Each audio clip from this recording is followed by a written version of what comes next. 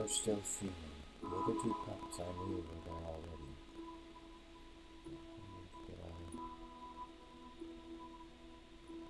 Mention aloud the moving announced. Holy tablet. Fancy tablet.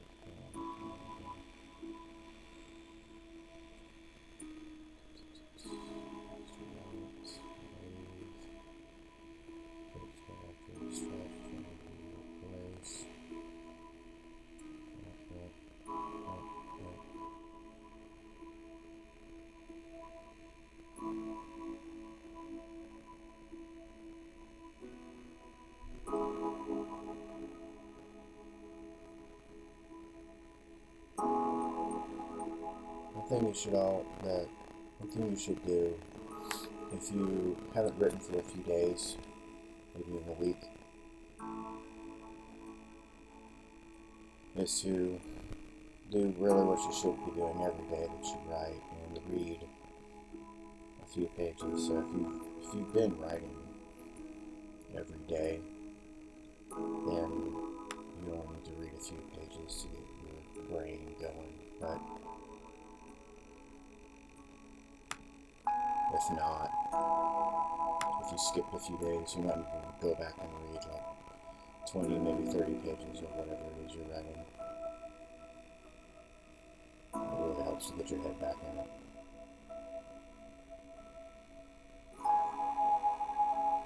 There's different types of writer's block.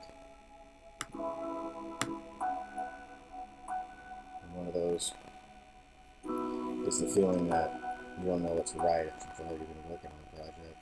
You feel lost. That's how you do it. You just get your brain back in by reading over what you've written already.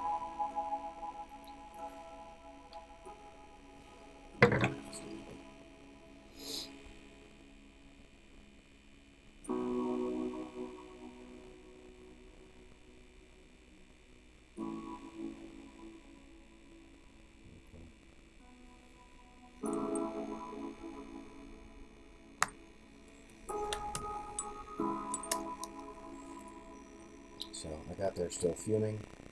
The other two pups I knew, Marcev and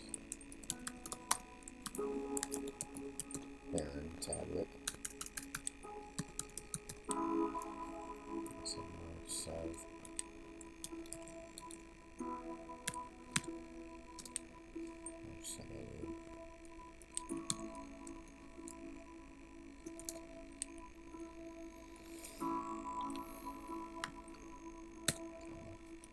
We're there already.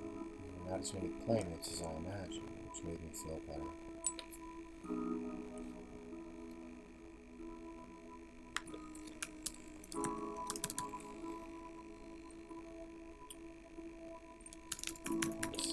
Kids at the playground. Kids at the church playground.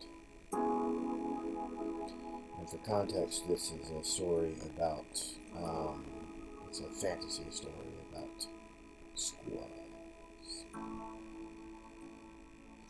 which I started writing years ago, and I'm on book 4 of that series. And I'm out of love with squirrels, but I'm still writing books about them.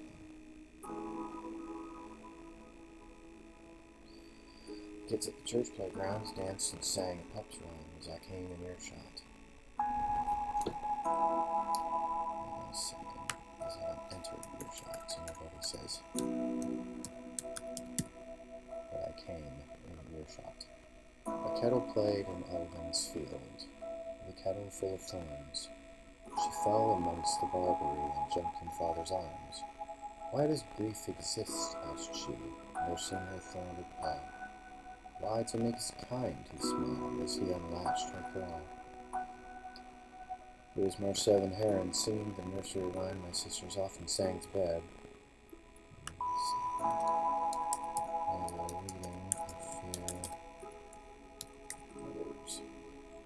And the boys began to laugh and sing a different song after a look about. Often scoffin' marrow, lucky be the sparrow. Lulu's on espresso, boy, you better run. Cockerel shall, and I'll tell. Thank you, mademoiselle. Mother's on her way now. Hope you had your fun. Dun, dun. Milo, come over, shouted Heron. Why do you want me to come over here? He's just gonna go on about church stuff. I overheard Marcef say to Heron,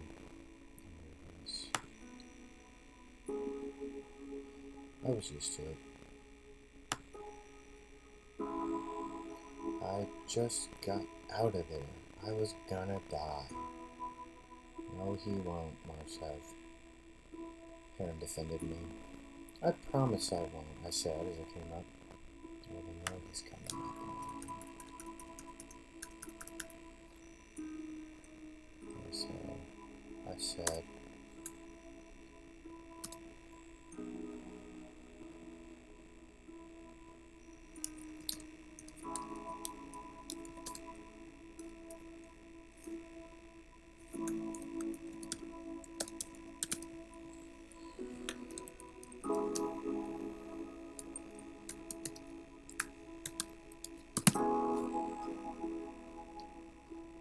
I said, I promise I won't, I said as I stepped up to Mary around.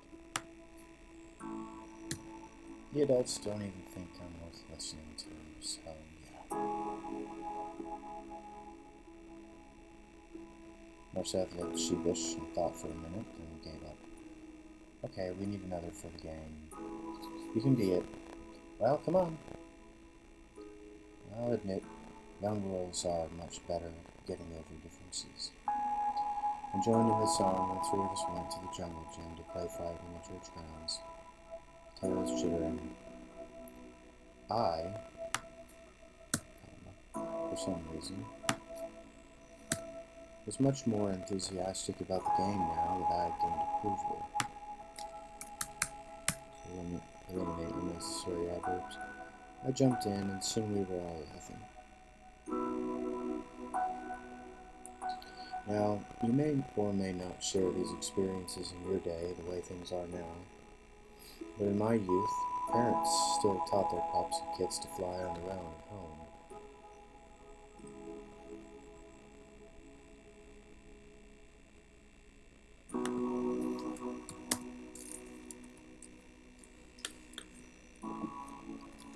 Two unrelated statements there.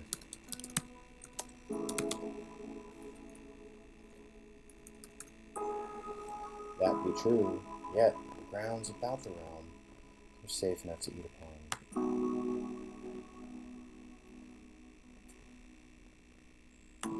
So safe enough to hunt and eat upon, because you don't want to think somebody's just eating off the ground. There are squirrels, so they do that. Okay. On non-Sundays, I was known to make my way down there almost to the base of the mountain just to hunt for wild cherry tomatoes. I don't know if cherry tomatoes actually grow in the wild. Let's find out. I just wrote something. Let's see.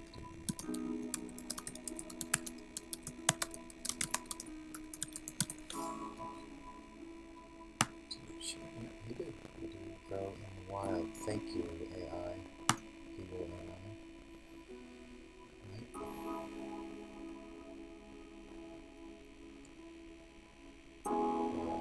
On Sundays, I was known to make my way down almost to the base of the mountain just to hunt for wild cherry tomatoes. I'd be gone all day and come back looking a plum. Oh, that gorgeous sour sweet. Even the foraging was plentiful enough to fill a congregation of bellies. And we did. Going to the fields. That's a run-on sentence.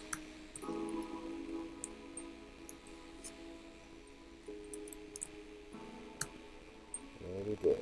And going to the field. The field of sun was a ritual in which fathers and sons could forget about each other for a time and have their own fun. The air outside the steeple was warm with tampi bread and panky bread and bitter spice mashes and lingonberry and sugar beet roasts. My mouth waters even now.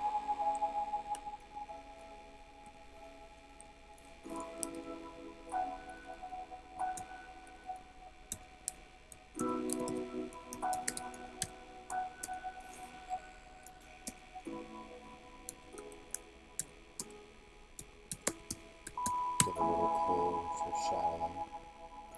Smells of home. Marshall and Heron sang to their fathers, always at the playground, because our fathers were always together after church.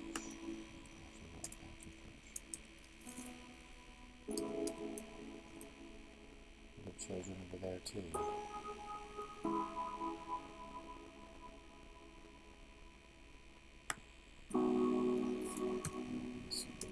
A stronger separation between causes, children.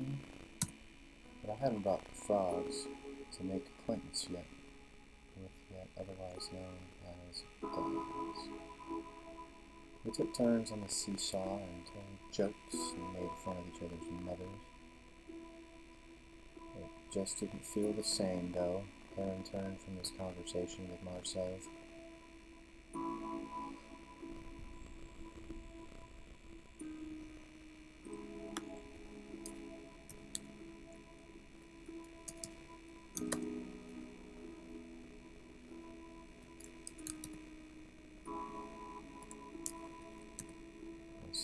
Heron even got bored and turned from his conversation with Marcel.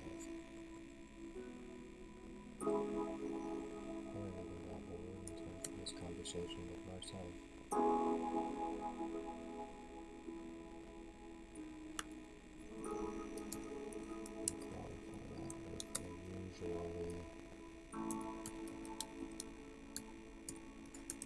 Usually not an ending conversation. Saw me dejected, not even swayed. Milo, you haven't told your usual joke about how my dad's so weak that he, has to get help or whatever. What's wrong? Yeah, he said that.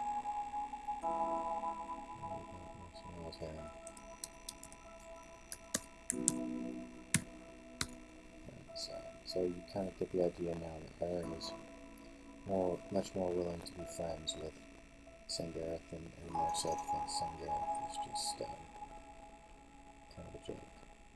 Nothing, and I tell better jokes than that, I said. No, you don't. Marcel didn't look up from concentrating on getting high enough to jump straight up.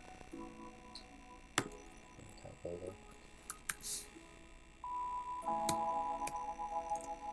Like, do you think if I got high enough, could I fly straight off this swing?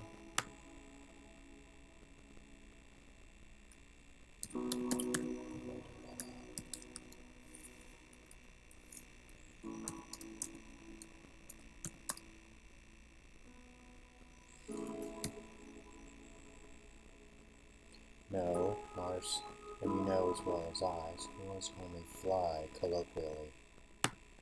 And so, what's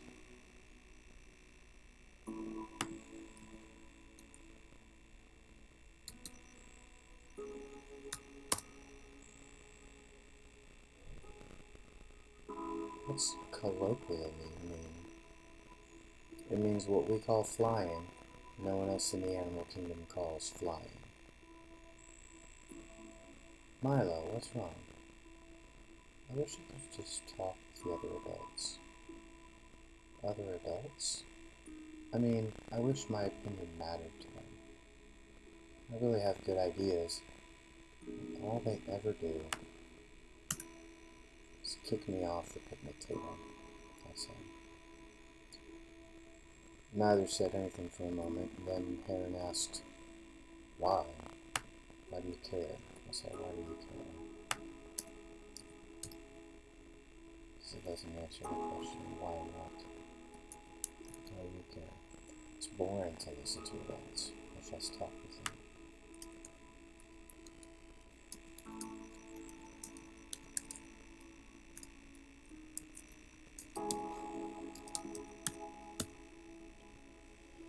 I said, I don't think so.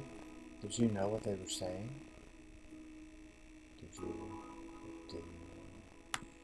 There's a match case. Do you know what they're tense? Do you know what they're saying? About what? Heron asked. Come on, I said. I said I didn't want to talk about church stuff, said Marcel. About the disappearances, I said. Oh yeah, I know what's happening. They're taking squirrels that get the plague and feed. Harold almost fell over from Marcel, shoulder checking him to bump in on the story and continue. So it's the match tense on that. Marcel shoulder checking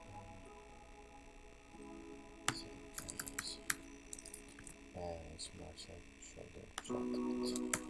Past tense, match tense. And to bump in on the story and continue. They're feeding them to bats to drain their blood. I don't know why I wrote blood.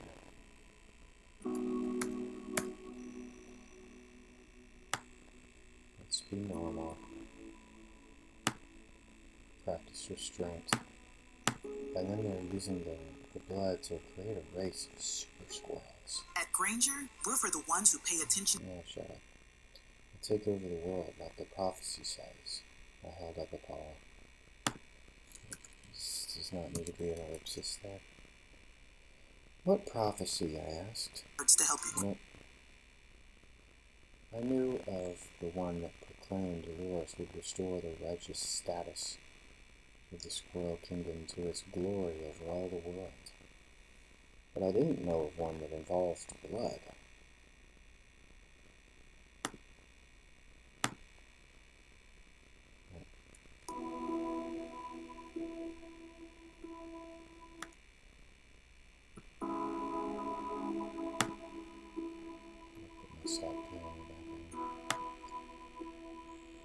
What prophecy? I asked. I knew of the one that proclaimed Dolores would restore the righteous status of the Squirrel Kingdom to its glory over all the world, but I didn't know of one that involved blood. I was honestly a little put up that he didn't know.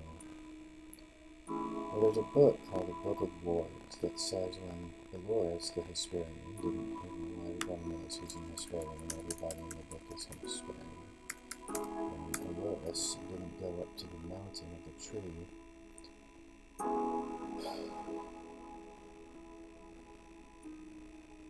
the mountain needs a name. You figure that out later.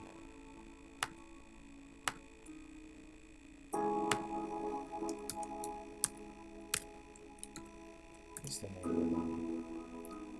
Okay, it ruled the beast down because his heart was filled with righteous vengeance. Once again, I do not need an ellipsis there. Alright. And how did he lure the beast down, then? I asked. With the great nut, said Harry. You have been told the wrong story. He didn't go to the king to recruit soldiers. It was a big bait for a trap. And the king just gave it? I asked. No, Dolores stole it. No king would give away their kingdom's greatest treasure. But Dolores needed something big and valuable, and he knew the great nut would work. So he snuck in, being valuable for what? To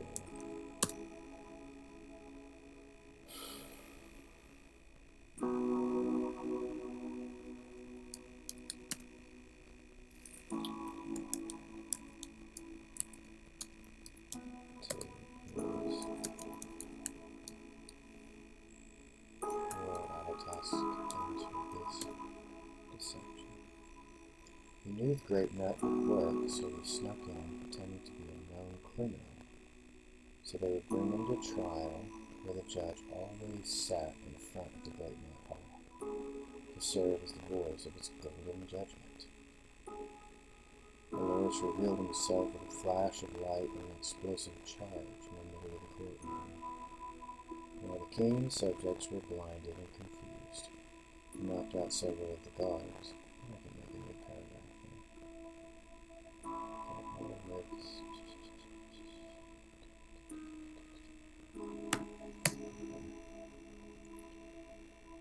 King and his subjects were blinded and confused. He knocked out several guards, stole the great net, and disappeared to serve his quest.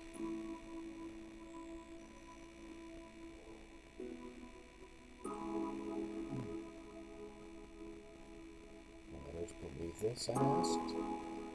Yes, no more than you may think. How do you know this alternative version is more true than the accepted version? Is not. I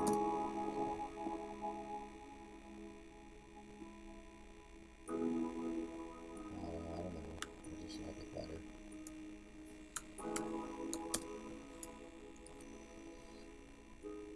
Just like that. I found that answer to be completely unacceptable. Okay, so there's more segments on that.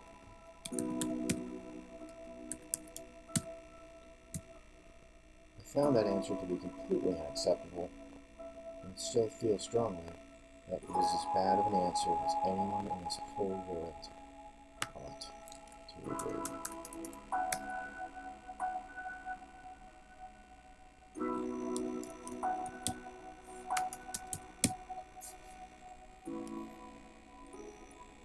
But anyway, Merced went on, straight-eyed as a harper's eagle.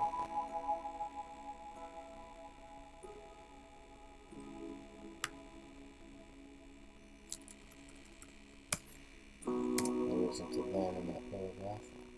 I don't need a then because I don't have a previous event in that paragraph. So to say then without a preceding event being described in a new paragraph, that would just be confusing to the reader.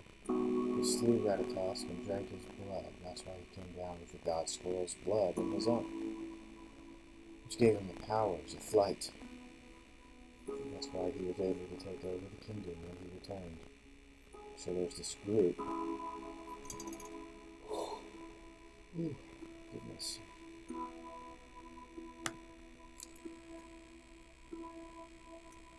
I already said there's a group called the Cult of Wards previously.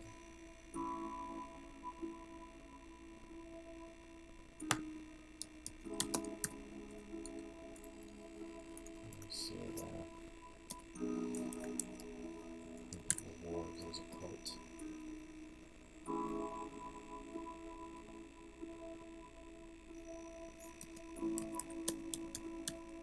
Carving the Cult of Wards as a title, so I need to explain why it doesn't refer to them yet.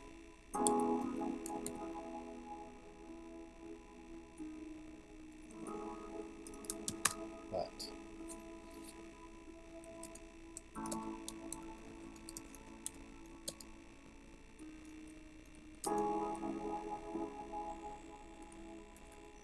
I think the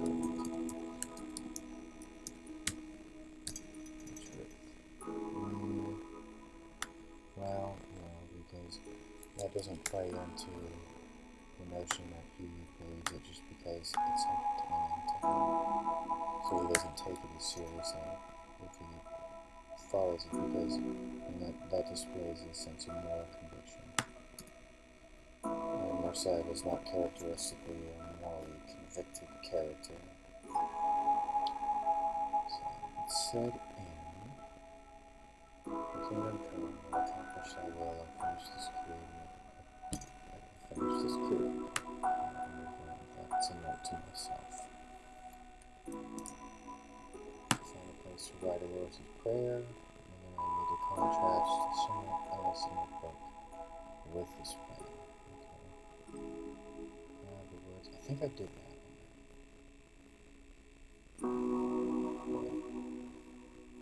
I wrote a Lord's Prayer. That was here. Where did I put that? I guess the tablet for me.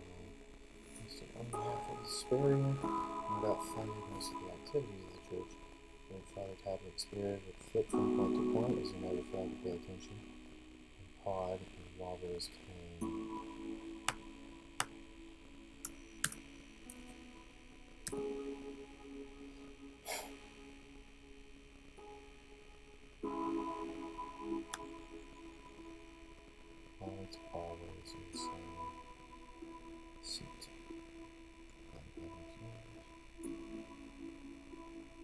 Okay, listen, I will tell you, said Bambi, and from that I and others knew. He will tell us if we listen.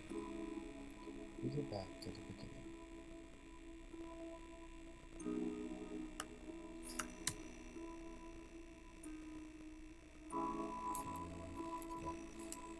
So I'm just going to comment because I didn't leave it there. Yeah. If you open to page 17,360, chapter 3, verse 196, you see the letters clearly put. This was a part we all knew had to read together. For gods, they are one, and I haven't done any revising of this, I just wrote it. For the gods, they are one and of one. Mind in this, that oneness is the seeming pursuit worth pursuing of ways and truth. One is the knowledge that is worth knowing. Behold, behold, living, holy fire. It is the eternal light of living and life for one way, one hope, one life, one blood.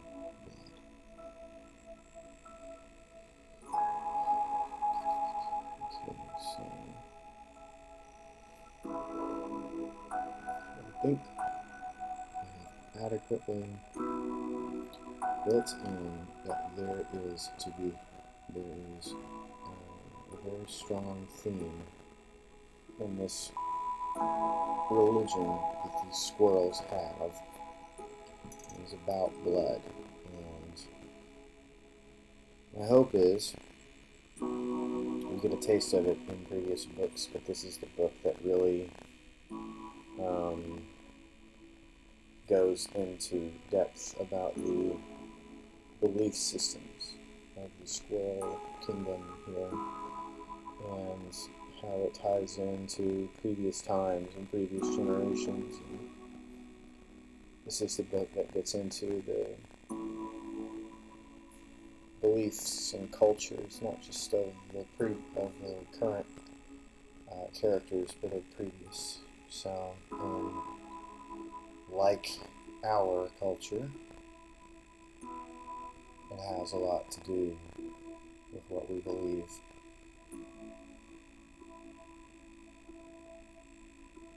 I'll say, at least metaphorically, about blood. Yeah, some people still believe literally about blood. If you catch my drift.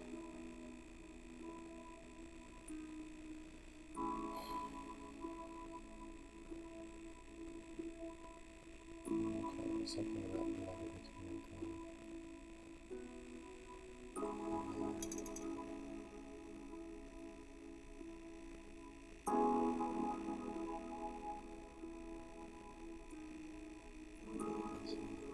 I mentioned last night, but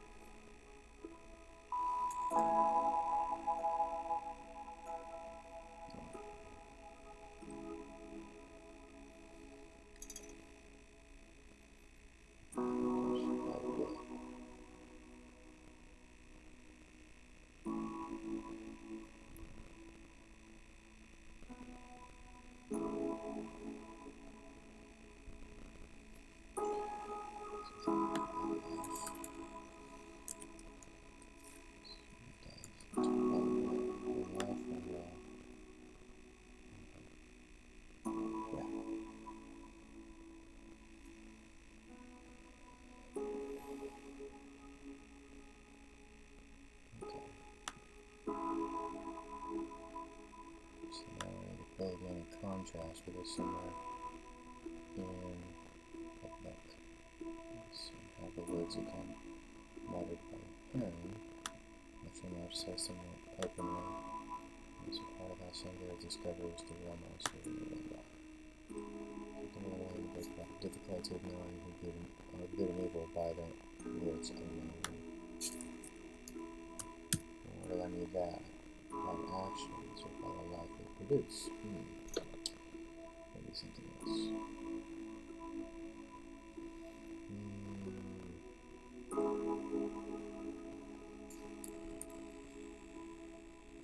So, I have this note, something that I am developing here, because the whole thing about this is we have people in the world today, even in our supposedly advanced society, who are just acting. They want the world, I wouldn't say they want the world to burn, but they'll certainly be the one to light the match and flick it if they got the chance, if it means that they'll make a buck from it.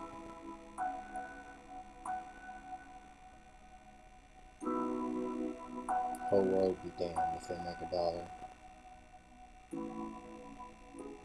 And how is that consistent with the notion of somebody that cares about their country, that cares about others, i.e. Americans? When you would take kickbacks and emoluments from and make shady business deals with foreign nationals so as to enrich yourself, which is the only reason you sought public office in the first place. So how does that match up with this idea that you care?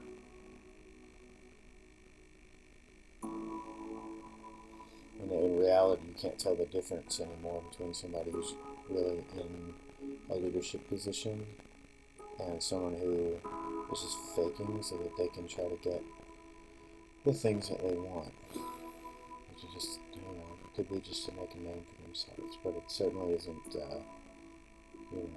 a person who doesn't care about making a real impact in the world and is really just in a leadership position so that they can, make money or whatever it is. Never going to be concerned with actually being morally consistent. And so they may say things that everyone wants to hear, and they will do things everyone wants them to do, but do those things actually match with what they believe? And if they do, great. Whether or not you actually are in it for that reason, if you do what you say you do, then by all intents and purposes, you're a good leader. But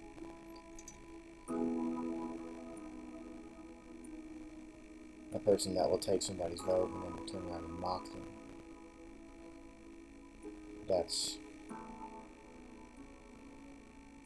that to me says, well, I don't need to vote for that person again.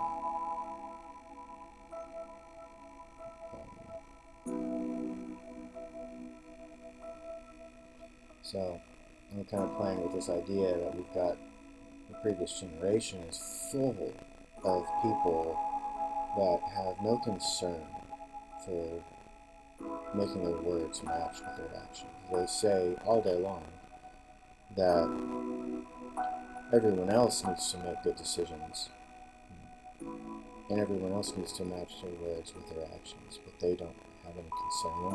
They don't feel like they need to do it themselves. So anybody can talk the talk.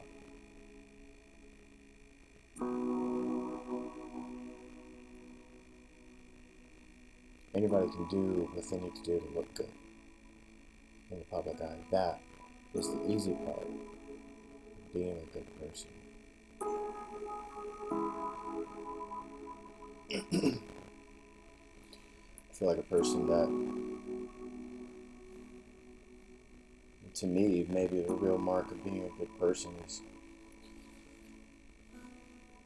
the person that actually does go beyond that.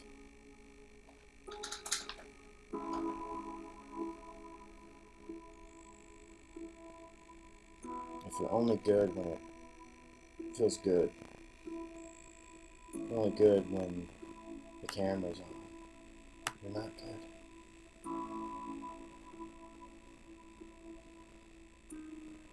And it's fine, really, objectively speaking, we could care less if our leaders are actually good people. We just need them to represent the interests of the public that elected them. The last president didn't do that.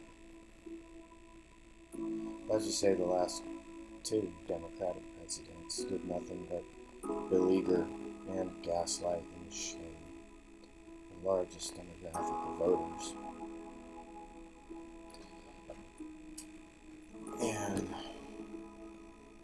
so, they did one good thing, which was Biden and Obama were really consistent in their beliefs. When they changed, they were clear about when they changed.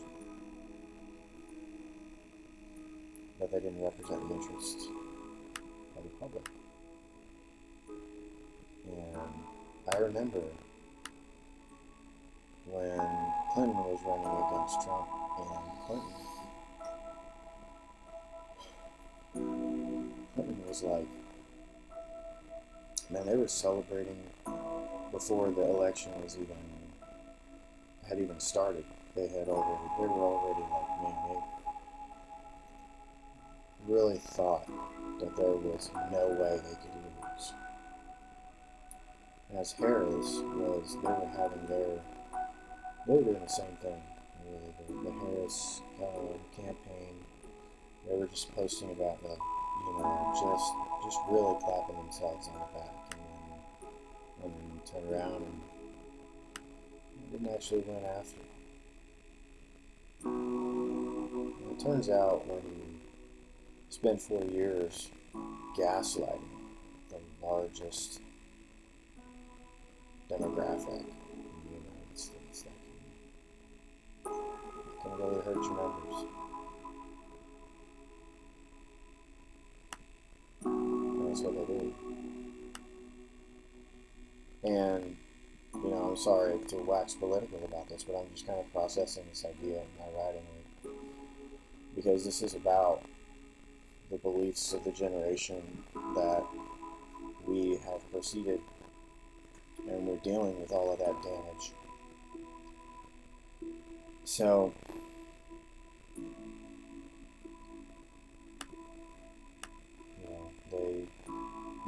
there are people on the left that would probably get really mad at me for saying that. And I was having this conversation just the other day, and two people who definitely voted Democrat, they were like, oh, okay, well, it makes sense now, I can understand that. So that was cool. We made some progress there. But I totally can get why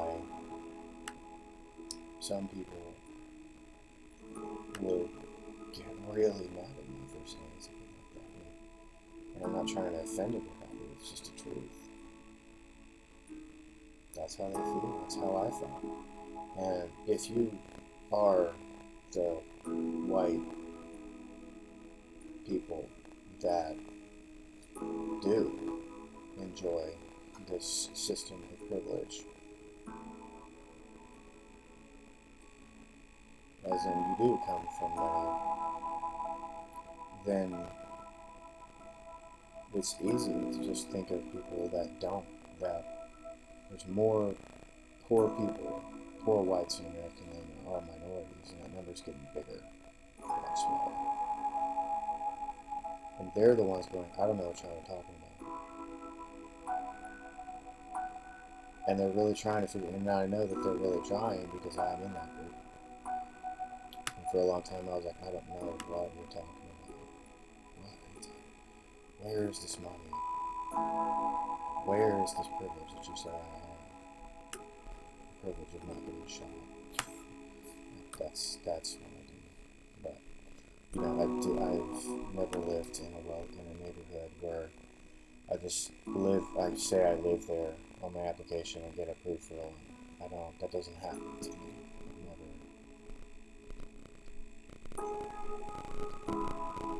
I don't know what anyone's talking about. Because it's about more than race. It's a class war. And that often falls among racial lines. But when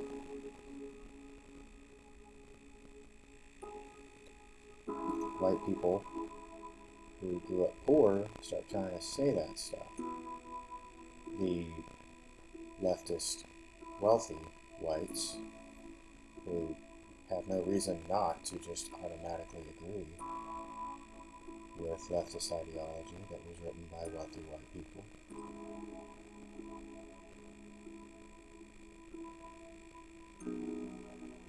then it's really easy to look crazy. And so all those people, if you didn't come from money, it's hard to agree with because you really don't understand it. And you're the target, not the wealthy people. The wealthy people aren't the target of that ideology. It's the poor people that really don't know what anyone's talking about when they start talking about privilege.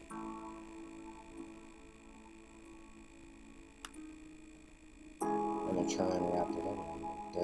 They're the target, and they're the ones that, if you disagree with, coming into a new job, say for instance, as a teacher, if you disagree with the DEI guy coming in and training everybody and talking about how white people think that they define a human experience,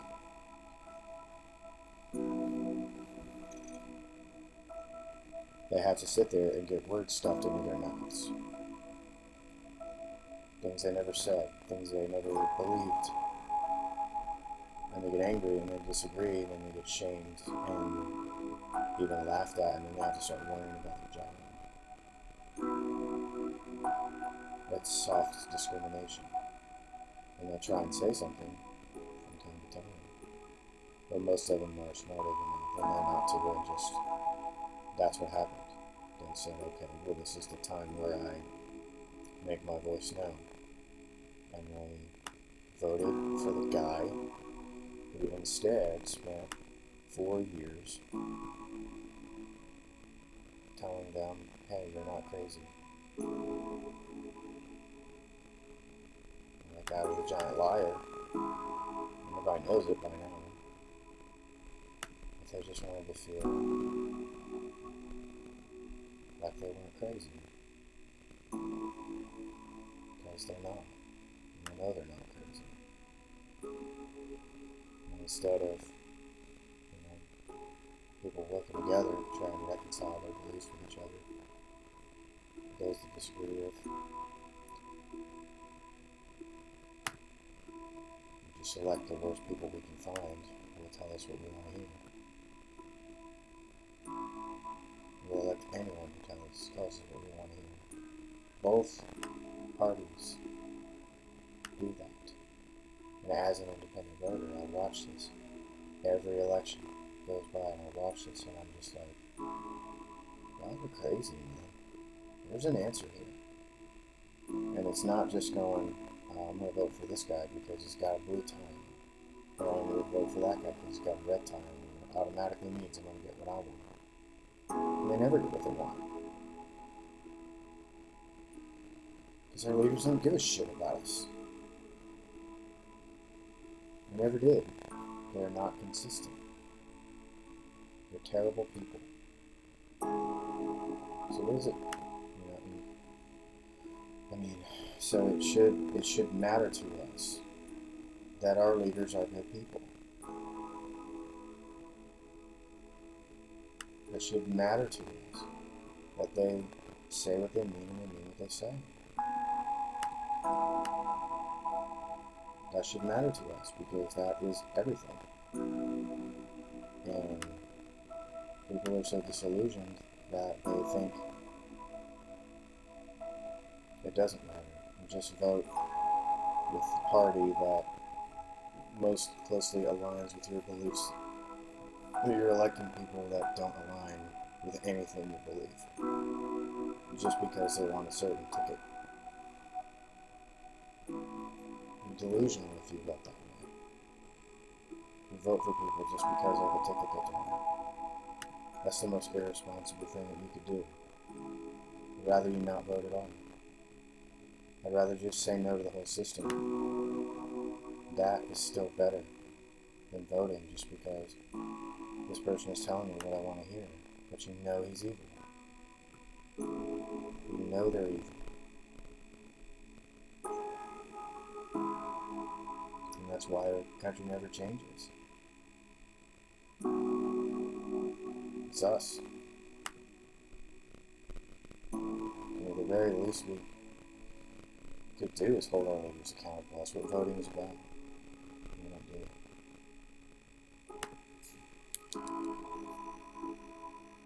It should matter to us that leaders are good. That we surround ourselves with people that at least try to be good. And then we have to get into this conversation about what is good. That's a conversation we have to always have. There'll never be a definitive answer to that, but that does not mean we shouldn't try.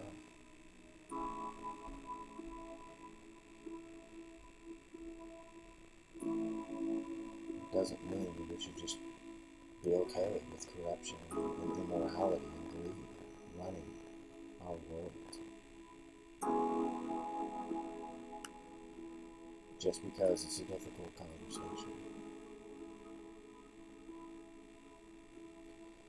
So that's kind of the thing that I'm trying to build in here. Kingdom come, you shall accomplish thy will. Finish this good. Find a place to write religious prayer. And contrast somewhat in the books and writes. That's the reason for this note. And try to, if I've got something I can't really figure out right away, I make a note like that. I'm going to leave it in the text in red. I'll show you down here what page was on next time. So we'll see here what I'm working on. If it's not my first draft, I highlight it and I turn the whole thing green. And my first draft is maybe 20 pages. The whole thing just stays green until I look at it and I go, okay, I can accept this as this is going to be my text, like final version. And I turn it black. So when I've got something I'm still working on, haven't resolved, that's when I highlight it and I turn it red. And that's kind of my system, so I don't have to keep notes everywhere. I've got it all in one place, and it's on the text that I'm going to turn into the book. So it just keeps it simple. It doesn't look simple, but it's if you know how the color code works, it's a hell of a lot simpler than having your book in all these different places and your notes in one place and your chapters and your it doesn't work. It's just a mess. This keeps a mess down. Anyway, okay, best.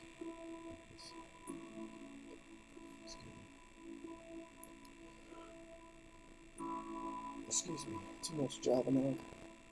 I'm gonna check my stream real quick, see if anybody's paying attention. Anybody here? I can't see comments.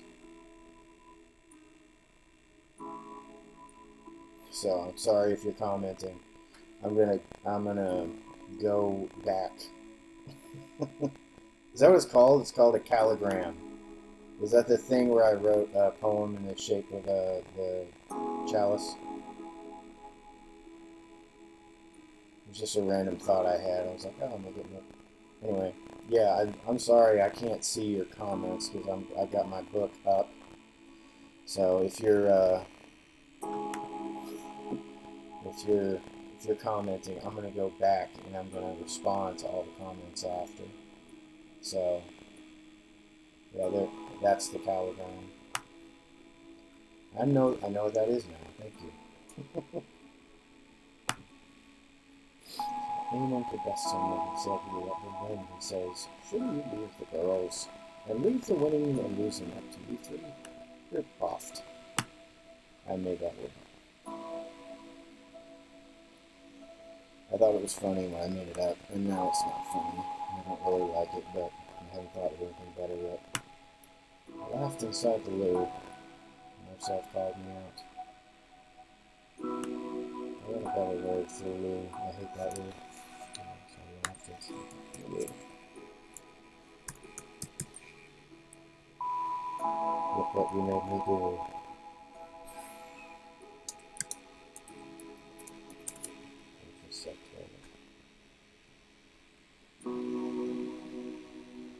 That's good. So that would be of the cultural mosaic.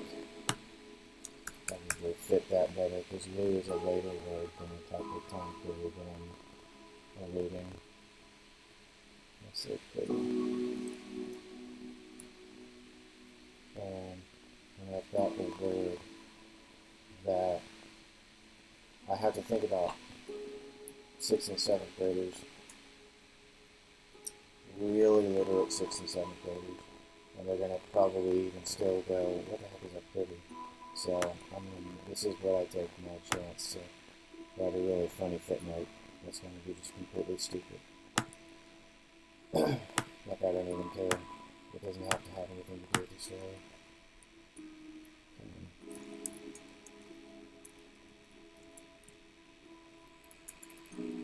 Pretty. We'll get back to that later.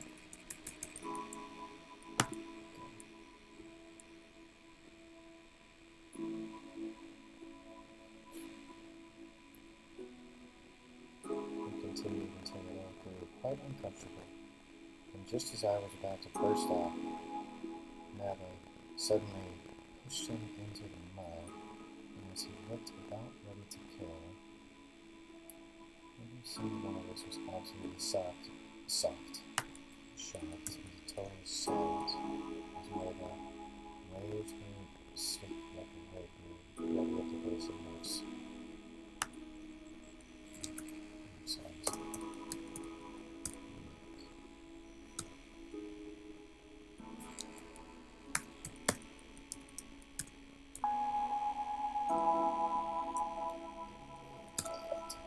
Parents of the girls, I don't remember their remaining names, came and got them, and then notified our parents that we boys were being boylike, as evidenced by the mud all over us and not down.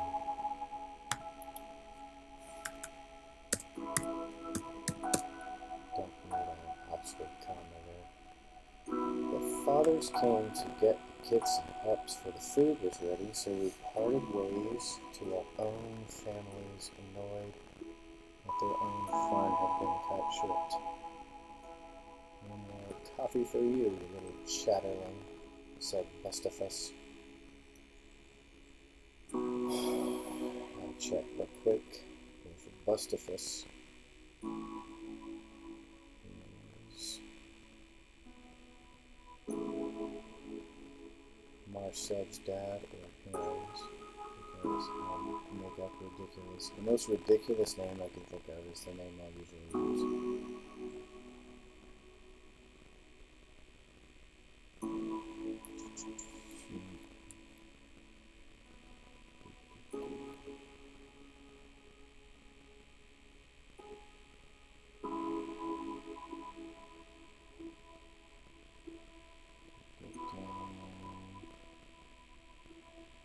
Here it is.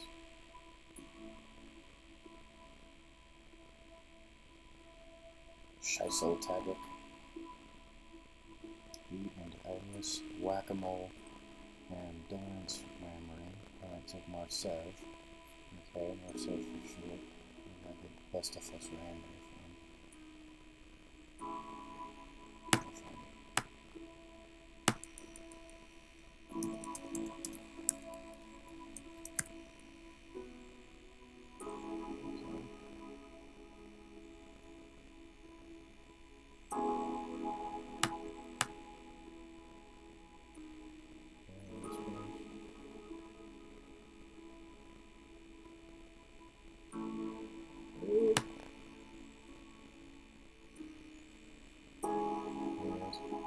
Tabuk. Okay, so Heron's family.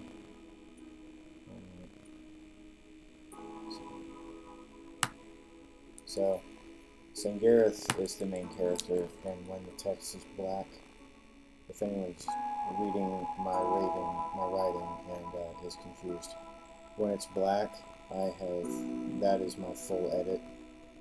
When it's green, it's still working on it, and I'll usually not worry about anything, but just getting the main pieces lined up and making sure everything's straight, like plot-wise. And I don't bother with tense, case, anything, narrator, person, nothing. I just worry about, is the story making sense? That's the only thing I do about it. Very first. So Sangareth is Milo Sangareth. And by the time I finish editing, it becomes a first person. But the initial draft was omnipresent, third person omnipresent. So, and you can't. The thing is that it's an epistolary, so you can't write an epistolary in third person initial. And it gives lots of opportunities to work in all those little great Easter eggs that you can just kind of glaze over if you're writing in third person omniscient. Third person omniscient is really great for first drafts. That's why I do it. And then I worry about those other things like what's the person that the narrator is speaking in and all that later.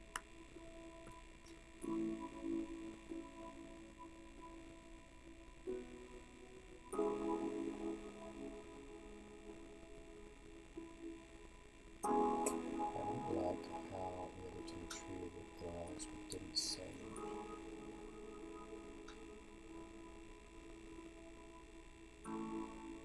Not until the other two got scared away with the scolding and his parents were about to do the same.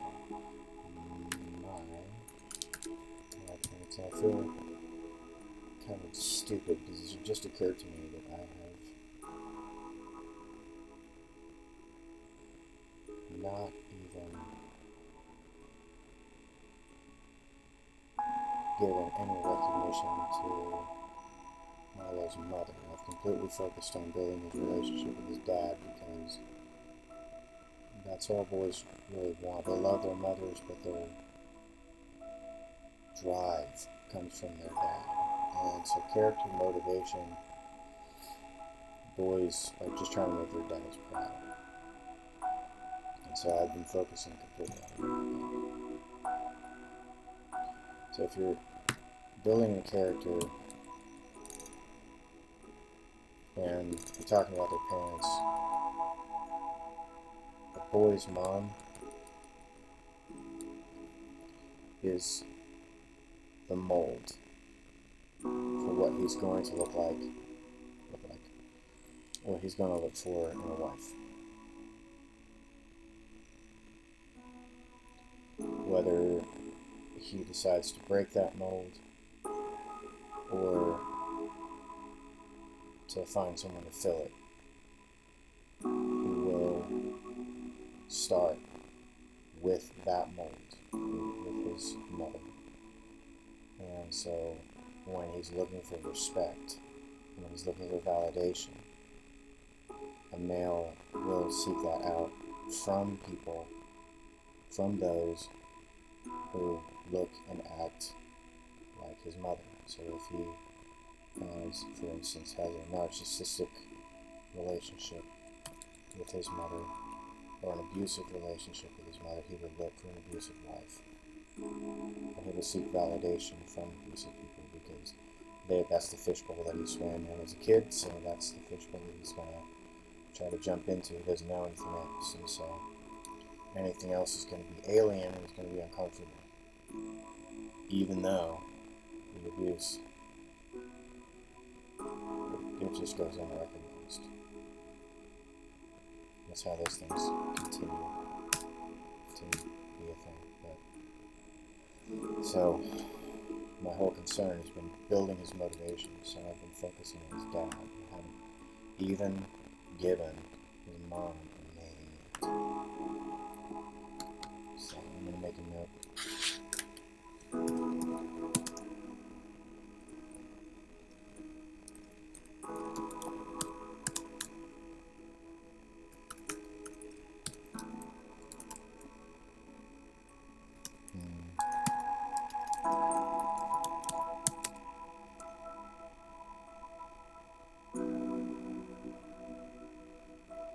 I guess you could say with traditional gender roles, it's the same sex, the same gendered parent is where we seek to develop our personality and our motivation, is what I'm trying to say. And with the opposite gendered parent, that is where we seek the validation for that. And so that's why it's just so damning when the parents get divorced, or when the family system doesn't work. It doesn't have to be a divorce. I know somebody personally whose parents never divorced, but they suffer all of the same problems as a child who grew up in a divorced home. All of the same insecurities and baggage, because her parents were the kind of people that stayed together because God wanted them to, which is in itself a trauma response. Which is really sad.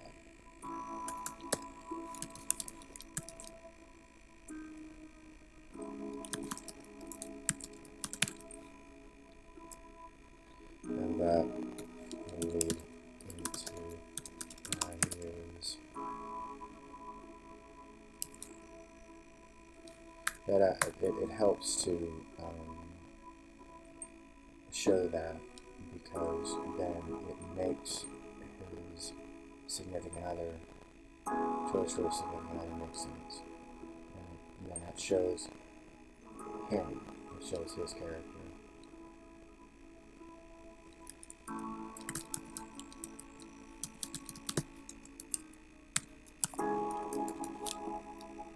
Option apostrophe. It's a Mac. I'm gonna have to take a walk and think about that. And move on. I didn't like how the other two treated the girls, but didn't say much. Not until the other two got skirted away with scolding, and my parents were about to do the same.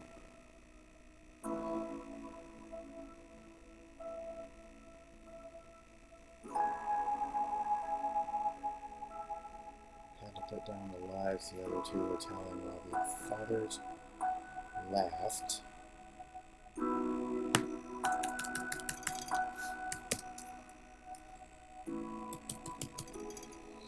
Boys' fathers laughed, blaming the girls.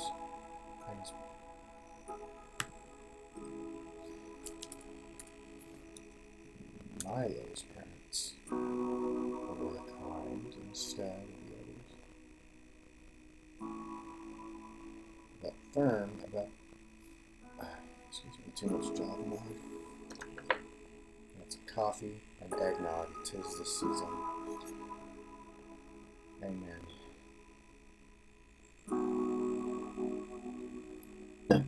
Yes, it's 10:30 at night, and I'm shamelessly drinking coffee.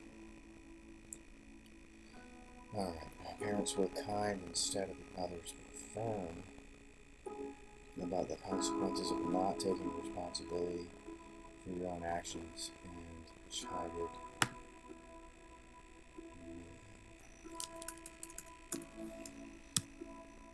about being nary a stickwag from the church walls. And already I was acting up. And Father muttered something under his breath.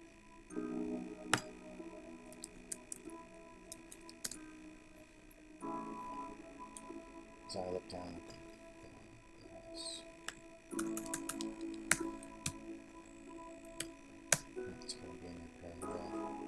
Then muttered something under his breath as I looked down at the grass. About learning nothing from others. Learning nothing from others, something about a note. Something about a note to adjust the tithing. It was all to no matter what others were doing. No matter what others do or will do. I would stand up for the right thing no matter what it was, and no matter the cost.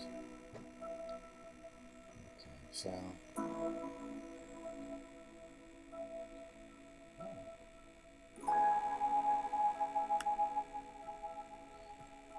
I think this is a paragraph that I wrote in the car. So there are times when I really need to visualize, and I'm trying to capture this kind of like lightning details. And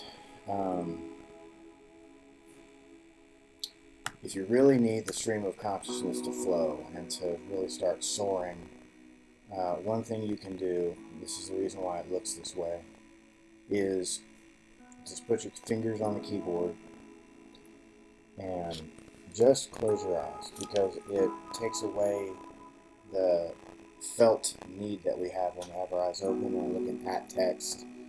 It takes away the need to edit as we write.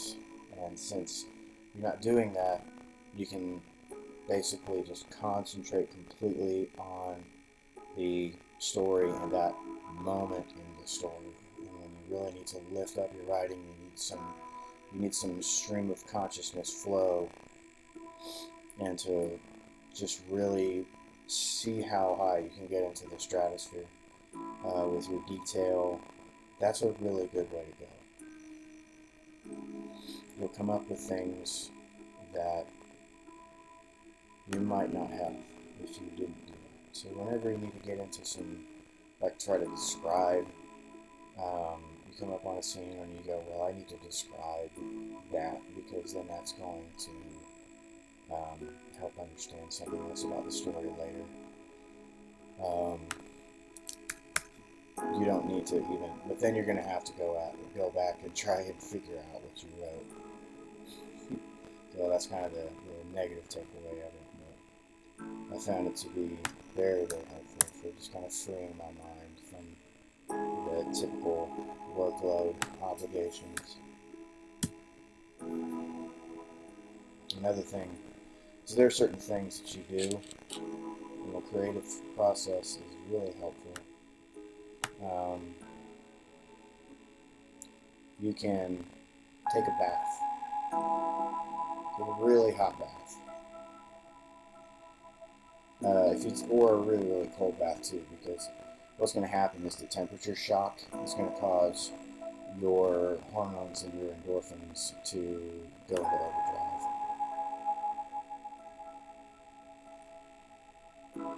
And your heart will start to race, and your endorphins will lift.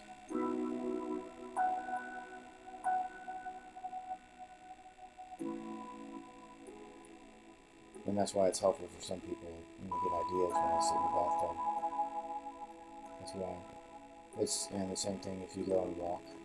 There's a point where if you've been walking maybe 10, 15 minutes, it doesn't have to be like an intense walk, just one leg in front of the other. You could just handle maybe 10, 15 minutes into that walk. You'll start coming up with really great ideas. It's because your endorphins are going up.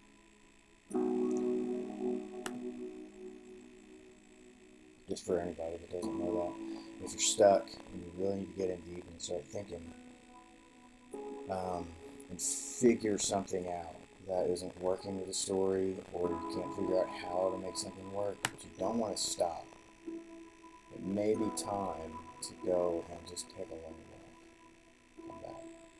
And just keep repeating the idea in your head. You don't have to force it to go anywhere, because then it won't.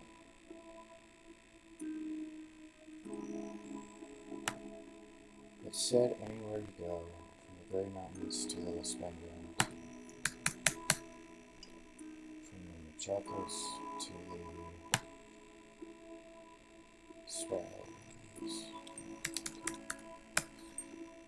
the northern lights, you'll find traces of the squirrel kingdom at one age or another. It's not a proud thing, of course it is. For what it means is that we can go nowhere except to venture for reminders of what we've lost.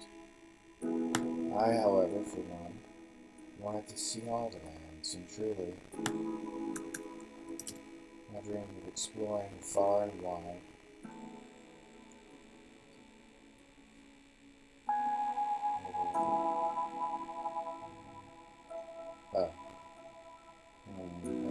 Exploring far and wide, even if it took my whole life. So I'm having to figure out what I wrote to trace out just the real extent of that old kingdom.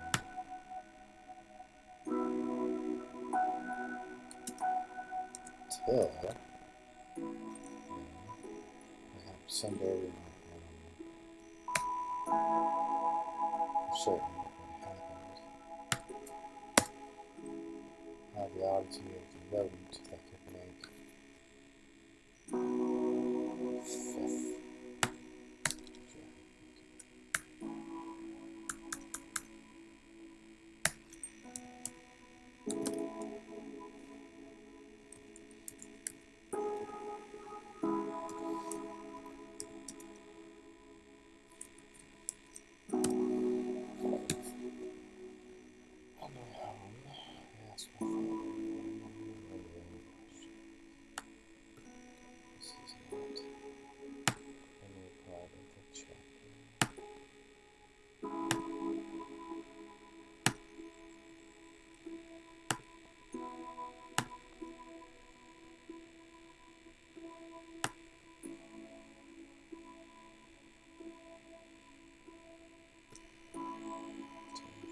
Six, a little over an hour. I think I'm going to take a break for a little bit.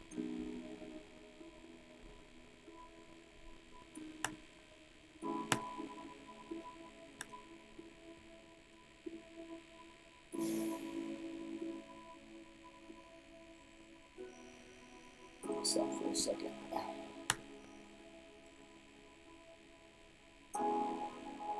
Right here, have a good evening. Yep. Yeah, this stream is for people who, if you're like me, you don't have a chance to write during the day like so many of us. But also, by the time you're done and you get the kids to bed, you don't have the energy to write to be productive. So I figure maybe I'll start a stream where, I'll be there to help other people write and be creative when they would normally have the energy to do it on their own. Trying to be the answer to my own problem, I guess. But yes, have a great evening. If you can find a way to bed, unlike me, do the healthy self-care thing. Nothing wrong with that.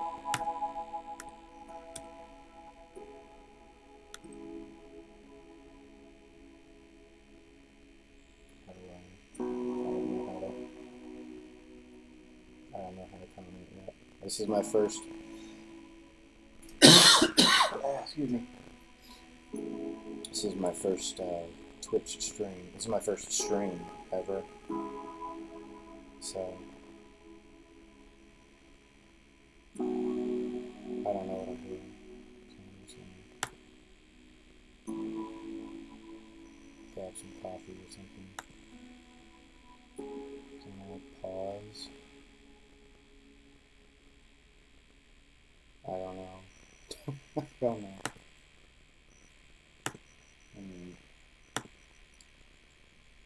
I'm just gonna get up for a second, take a break, and I'll be back in a few minutes.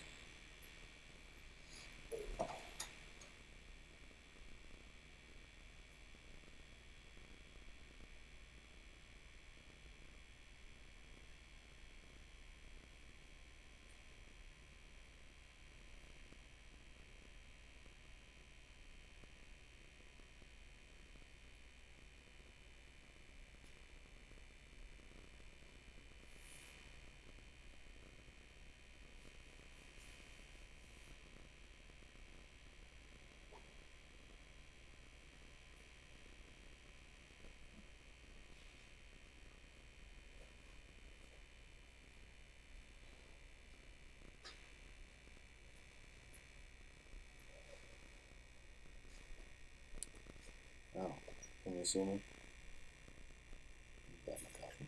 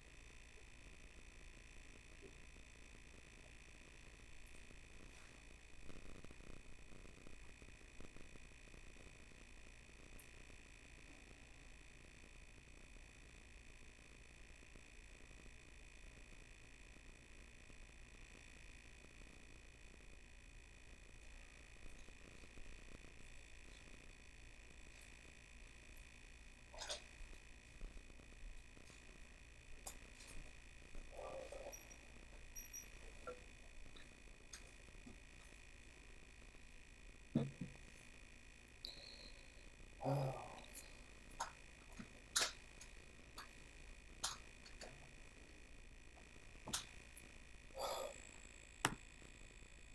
Yeah, if you're just tuning in, I don't know if anybody is, but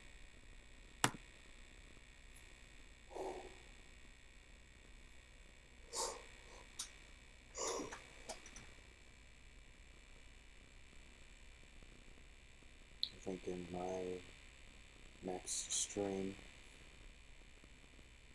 I'm going to, I don't know, figure out how to offer rewards or something. I don't know. Maybe there's like I think I want to do like a banner. Then I don't know. I'll figure out how to do that. But just writing out what I'm wanting to do. So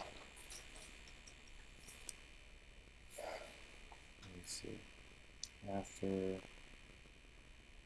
the sessions, I will follow up on anybody that's commented. And as it's kind of unfortunate that I can't necessarily comment and watch the stream. I'm going to have to get a screen extender so I can have my stream up and be able to write at the same time.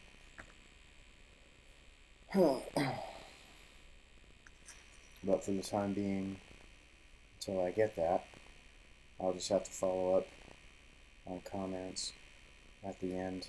So I'm just thinking I'll answer any question about writing or publishing or marketing books from, the best of my knowledge. If you want to send me $1, I don't know, I'll answer a question. If you write children to anywhere from children's books to young adult fiction, and you are looking for a publisher, send a sample chapter and an introduction to yourself. I don't really care about query letters. I think that they're pretentious and kind of stupid. So just introduce yourself and just a sample. Don't send me the whole manuscript.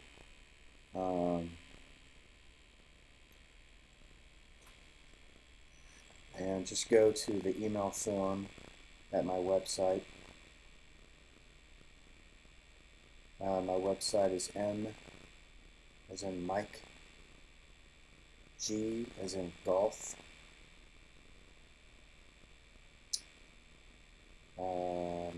Claybrook.com, mgclaybrook.com. And be ready for a request form after you send that sample chapter and introduction.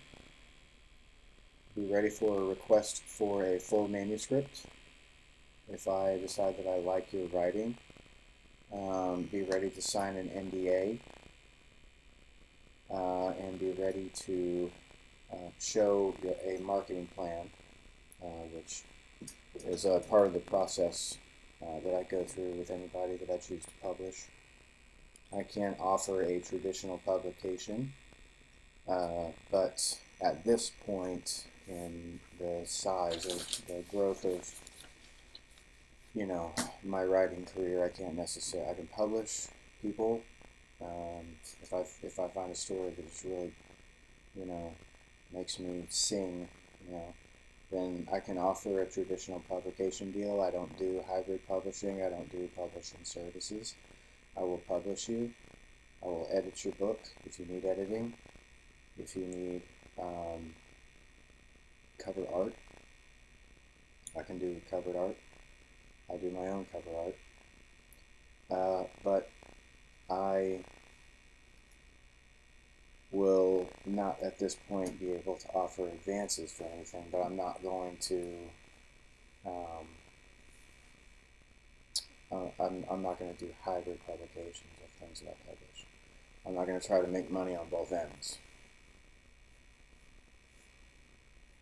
The publisher is nothing more than a person or entity that presents a person's work to the public. And I believe that that is what a publisher should make their money from. If you call yourself a publisher, you should be making your money from publishing. And so I will offer a publishing deal if I like your work, but I will not be able to offer advances at this time, and you will get a traditional publishing deal, however, if I like it. So I will also, for $5, I will critique any 5 pages that you send me. and for, I'm just gonna say $3, I'll edit anything for $3 a page, and that's a full page. If you've written a children's book, um, that would be like a children's book that's like 30 words long, um, 30 pages with like 4 or 5 words on each page. That would probably not be a good deal for you. So, yeah, because then I'll charge you $3 for each of those 32 pages with 4 words on them. So, maybe not a good idea there. But if it's a children's book, I mean, yeah. But if I decide, if you send me something and I decide that I would like to publish it, then I will let you know, and you won't need to worry about whether or not I'm gonna charge you for editing, because I will not. I do not charge to edit or illustrate things that I publish. I will simply ask for. I know publishers typically ask for about 25%, anywhere from 25 to 40% of the royalty, and I ask for 20% because I think that an author should get the lion's share of the value that they produce, just like everybody else. So I ask for 20%, and that is all I will ask. So what that means is I may spend a great deal of time putting your work out there, but I'm not going to ask you to pay anything. That's a traditional publishing deal, so you don't pay. But at the same time, that means I'm going to be very interested in your marketing plan, and that is why, as I said, that I'm going to ask to see your marketing plan if you decide to if you send me anything and I like it. So, moving on, I'm going to go back to the book here. My vigorous sermon today, wasn't it? Sermon.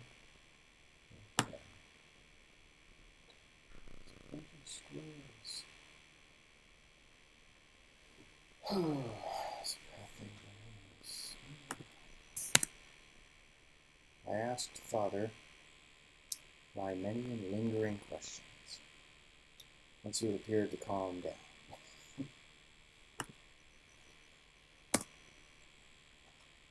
Once he appeared to calm down. Don't want to do passive tense, or passive voice if you can avoid it. Stephen King is right about that. It makes your writing look weak, but it's not just because it's passive. Passive voice makes writing look weak because it's just extra words. And writing, if you really want your writing to look strong and to make it convincing, I'm not saying good writing, I mean strong and compelling writing. It's not the same thing. It was very cold is incredibly concise. Okay? But that does not make it good writing when you're talking about a song of ice and fire. Okay, and that's one of the sentences, that's the sentence that George R.R. Martin used to describe in his first book, the Ice Frozen Kingdom or whatever it was. It just said it was very cold. Okay, so concision in artistic writing, concision is not necessarily concise, and short and sweet is not always good. So let's say I heard another, I can't remember if this was Martin or not. It's another example. Being really, really descriptive is also not the same thing as being good.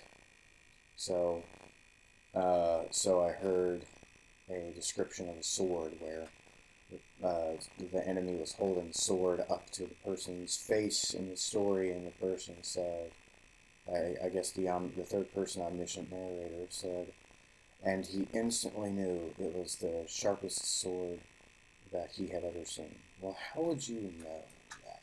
Because a razor sharp sword, you can't see the edge. So, unless this person had never seen a sharp sword at all, you can't see something that's microscopically small. So, the waxing technical is just to make a point that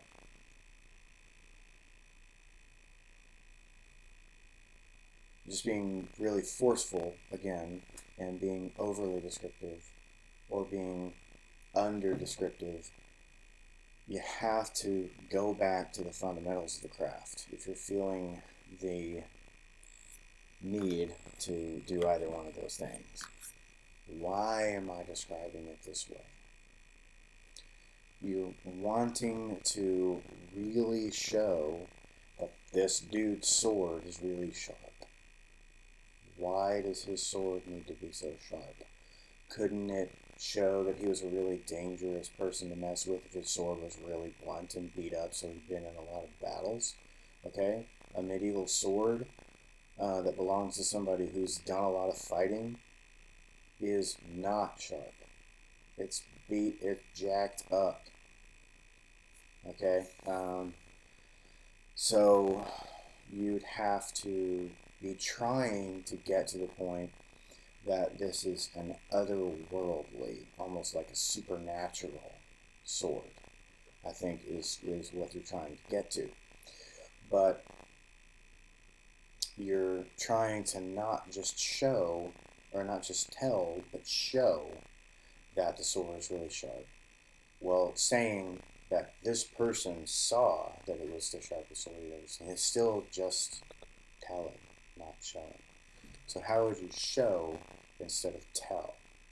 So when you're trying to show instead of tell, that's when you're getting, instead of just dropping into description just to be describing, just to be filling an extra space, you're actually creating an experience. So how do you show instead of just saying, oh, it was a really sharp sword? Okay, so one way you might go is to think about the sensory experience. What would, and this is a very George MacDonald kind of way of doing it. So what is the sensory experience that that he would get? How did he know that it was the sharpest sword? Was it just an instinctive feeling? How would you then describe the instinctive feeling? Okay. So just going off the top of my head, a way we might improve that would be, let's say the McDonald Ian way we might improve that would be to rely on the sense experience. So the world's sharpest sword would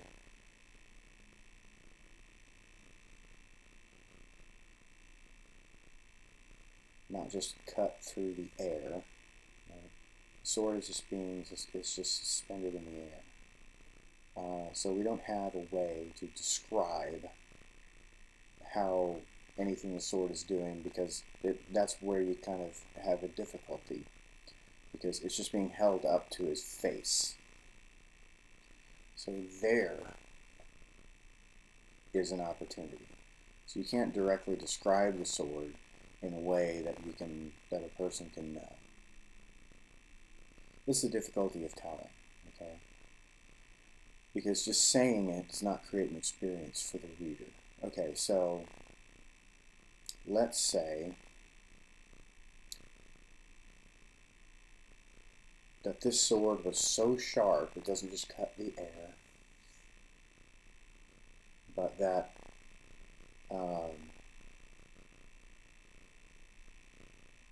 the air itself becomes sharper. We'll just go into the nonsense realm, okay? So the air itself begins to cut.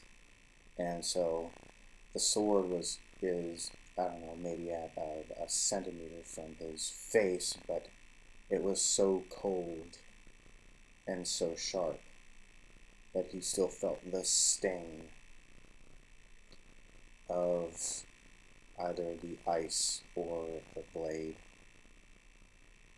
and the air that had cut so sharp still stung his eyes and nose or something like that. So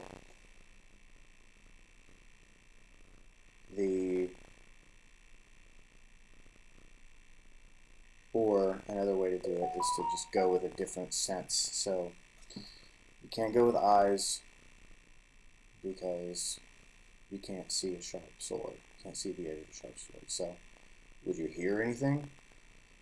When a sword is so finely sharpened and so finely made, right, that it's got to be really thin. So a really thin sword is something that if you ever touched a thin piece of metal, a long thin piece of metal, it has like a ring. So a really hard, thin, shaped piece of metal would just kind of sing.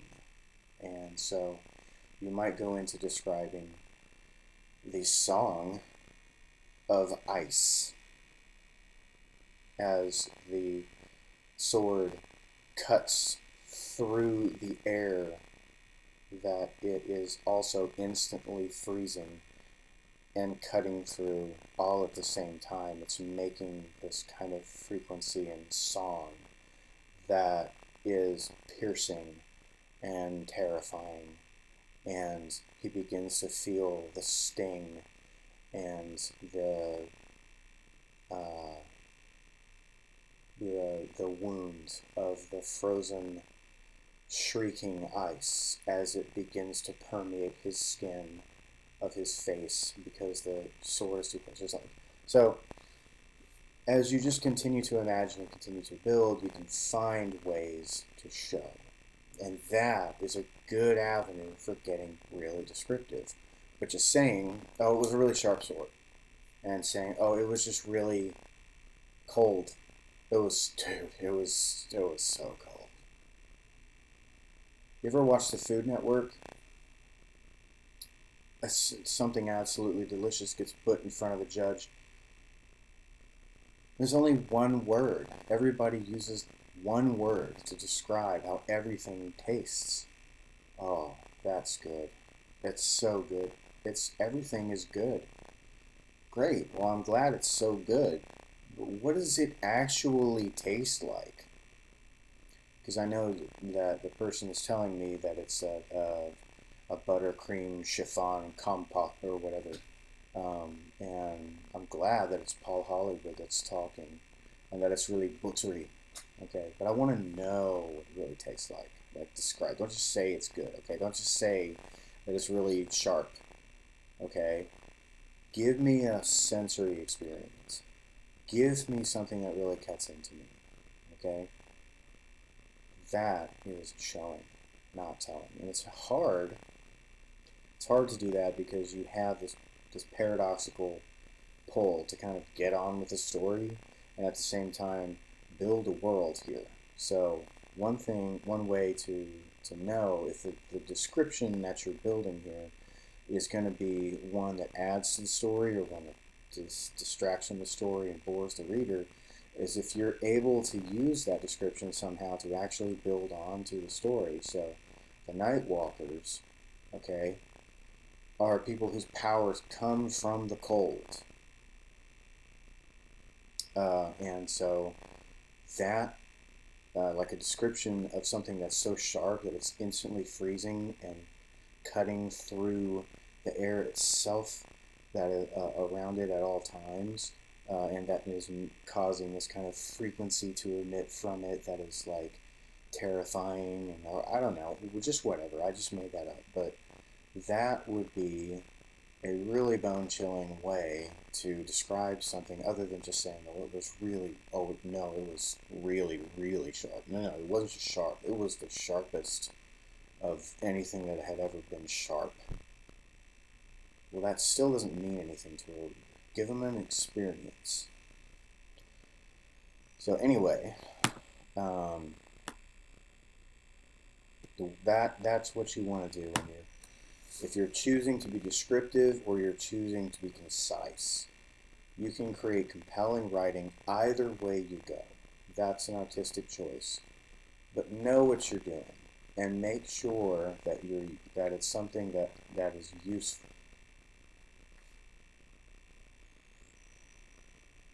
Okay.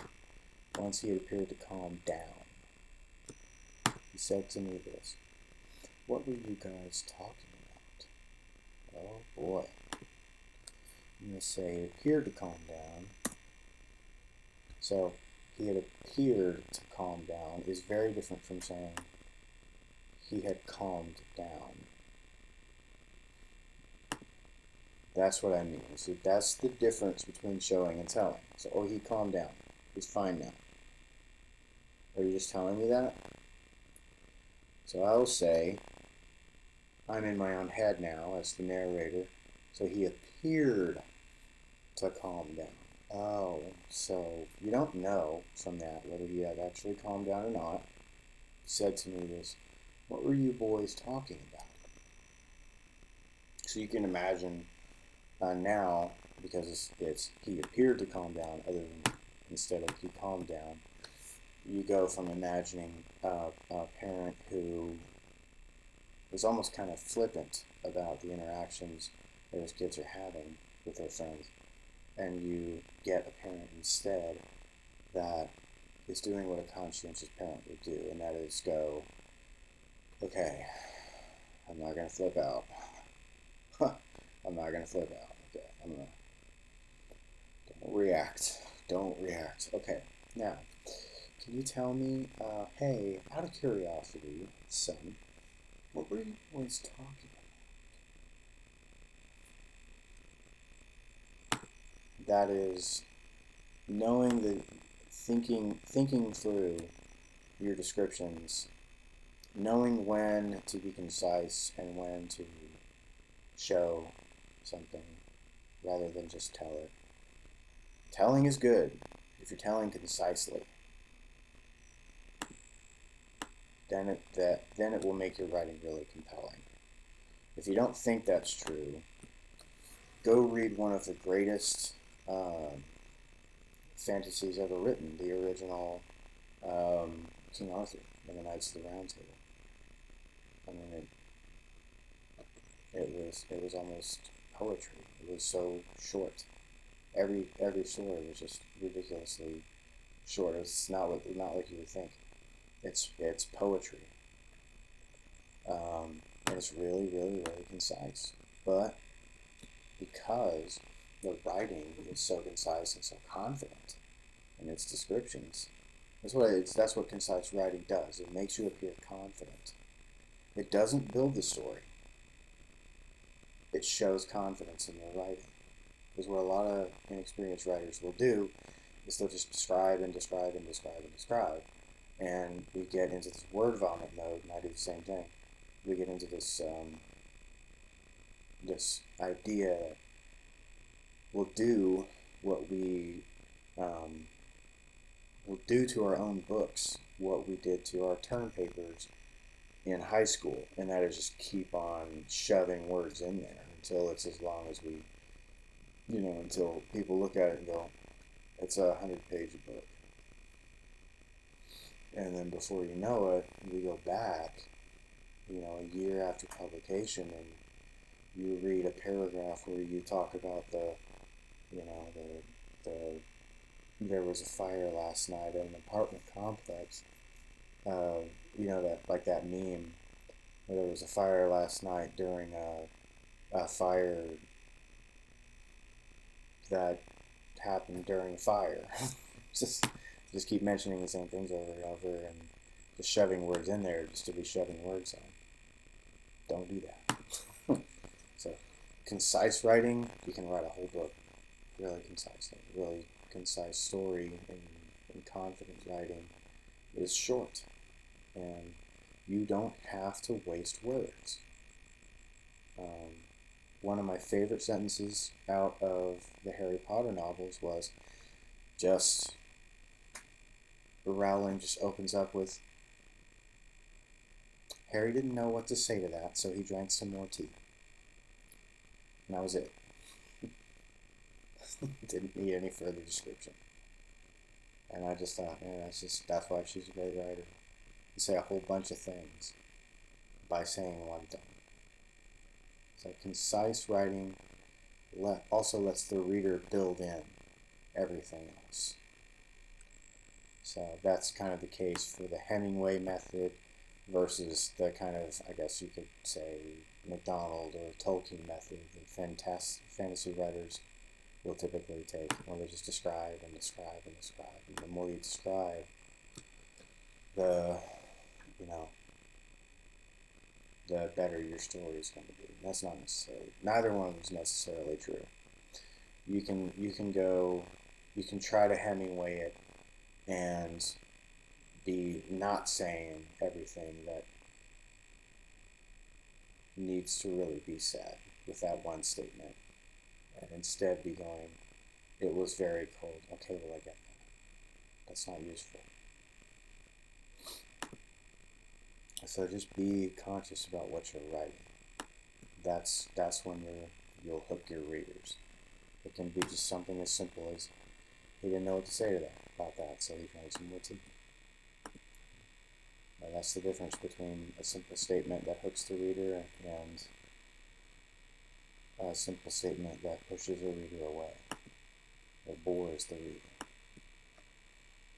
I mean, it is a bunch of squirrels, I think, that are making me wither, and they use it to figure out if they're kings, and they drink the wither.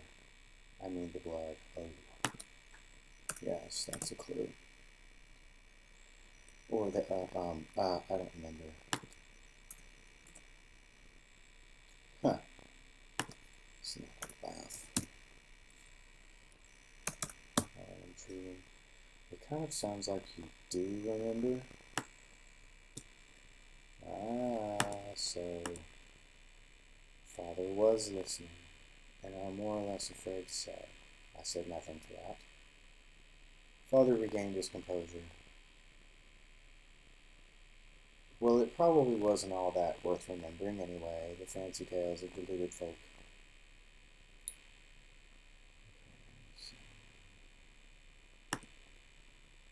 So I'm going to get him to where he's going home.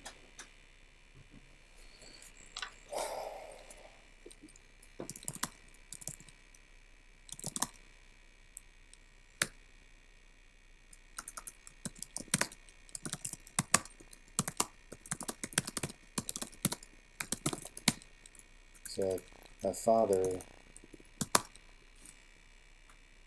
telling his son or hinting to his son some kind of negative belief. If he has a good relationship with his son, the son will try to defend.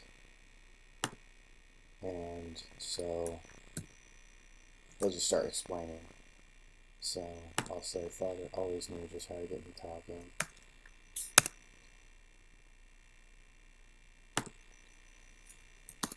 Before I knew it,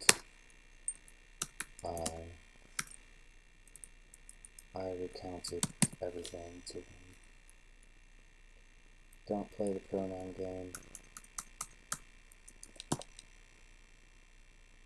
If you have a pronoun in the beginning, no one knows who that person is. Every paragraph, you have to name the person, and then any mention after that in that paragraph. That's when we use the pronouns. But don't play the pronoun game starting off.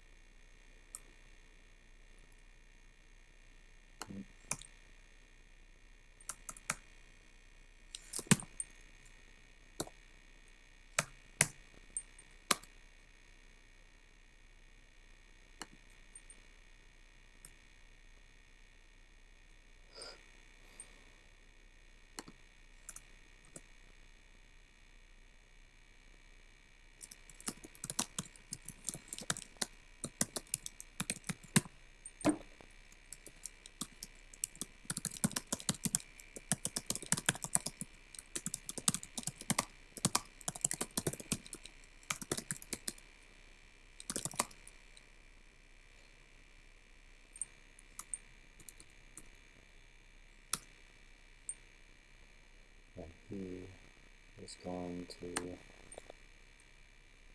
play off as if it wasn't a big deal, just as I am polite and say,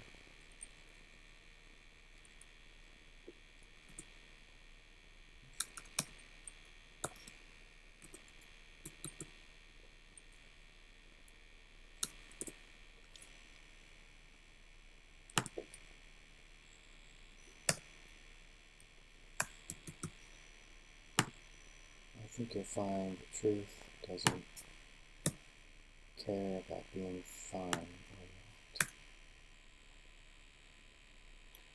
And why, if any of this is true, it's the thing that matters most in all the world, right?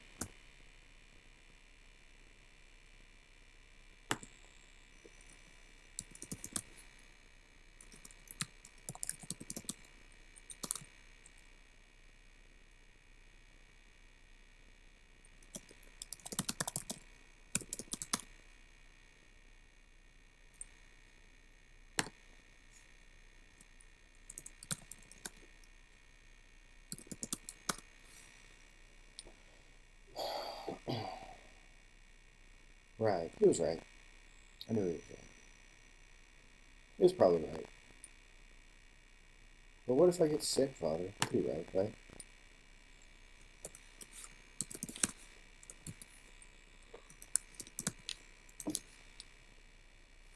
You won't, he said. Well, what if I do? He seemed to be getting annoyed. Seemed to be getting annoyed. Or he seems to get annoyed. Ask not what Hesperia can do for you. Ask what you can do for Hesperia.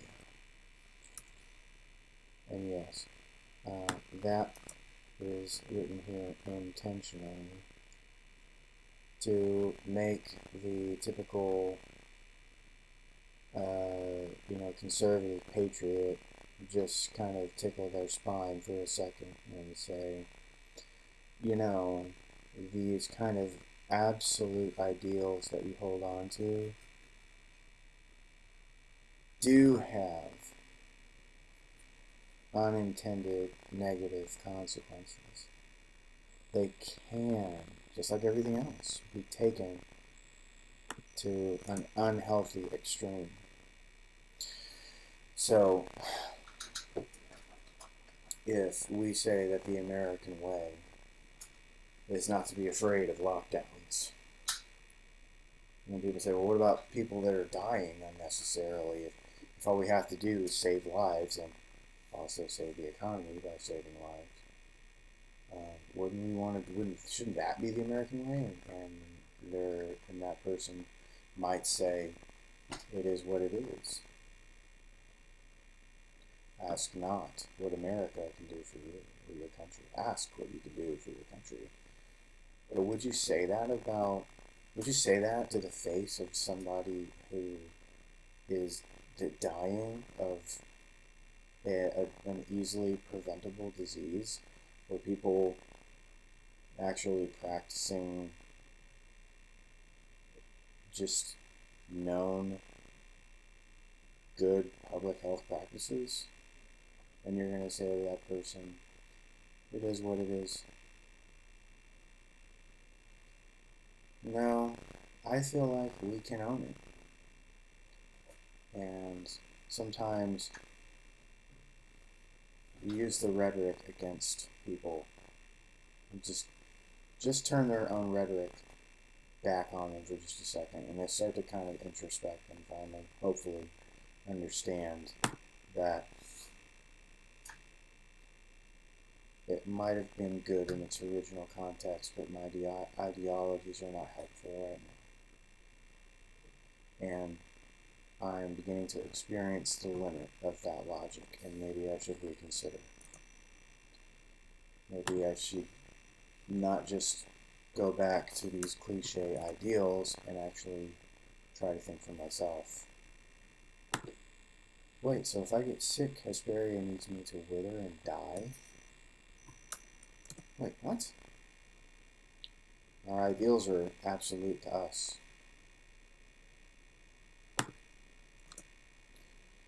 Son, you can't just expect the world to bow down and serve you, he sighed. No, my son. It may sound harsh, but life's unfair. So just let them die.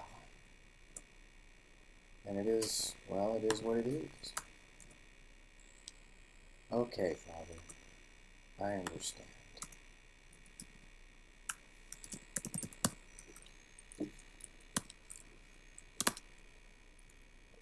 I understand the free fart. That's right.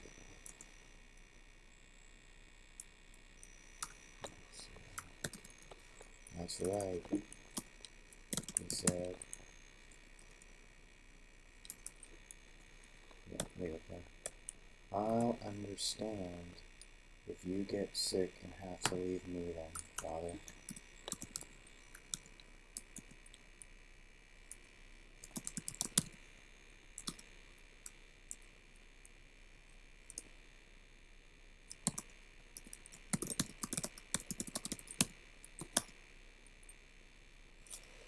No, wait.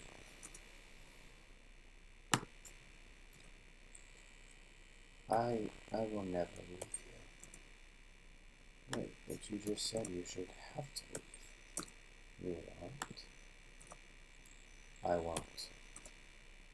So then, when you turn somebody's own logic against them enough times and they start to kind of give in.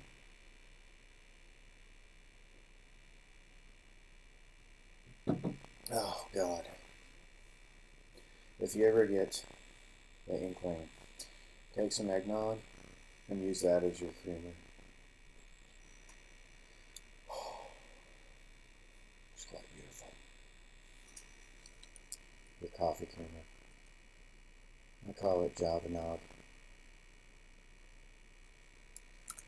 I won't, not ever.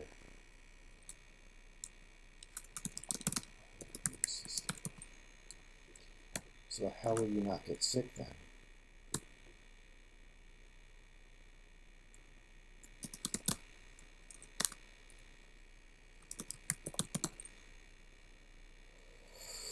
Like the preacher, well,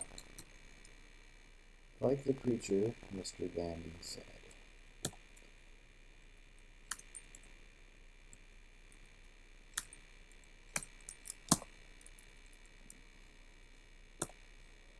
We are protected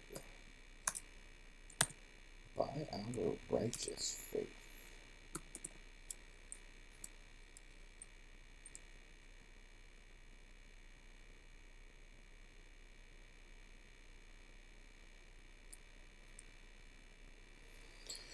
Now that I didn't believe for a spit.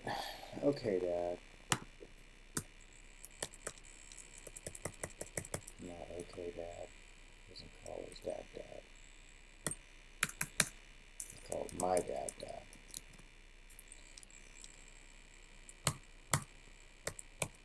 That's all I had to say about that. Alright, let's go. I have nothing else to about. And 20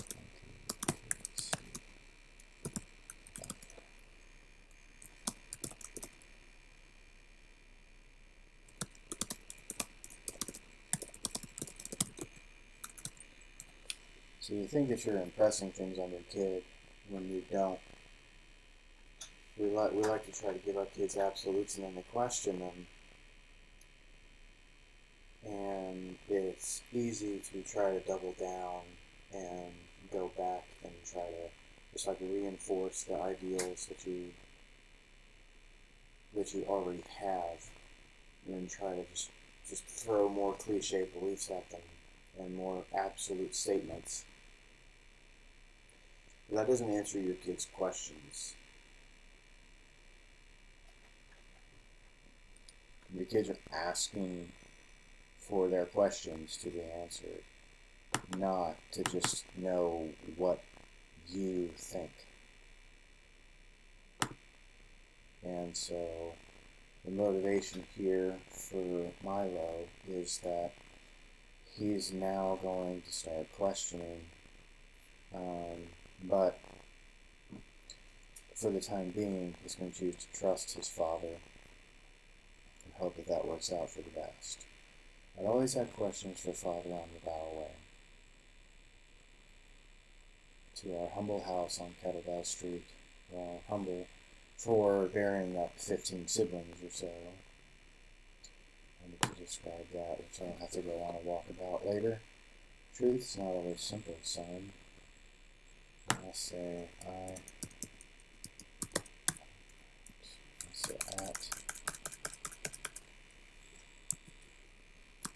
at bedtime.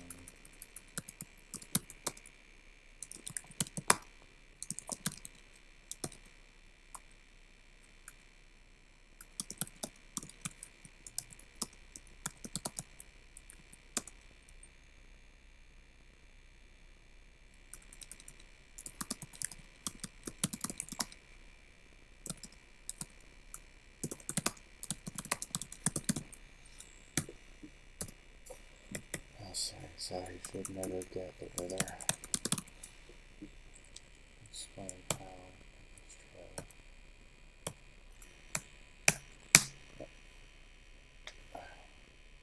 Truth is not always simple, son, nor does it come simply. But when you know the truth, you can defend yourself from all kinds of falsehood. Remember that. Another absolute moral cliche. I try to remember all that, but it was a lot for a pup. You have better sermons than Mr. Bandy, Father. Not bad. Oh, thank you, son. They're shorter. Yeah, I don't forget what you're saying halfway through.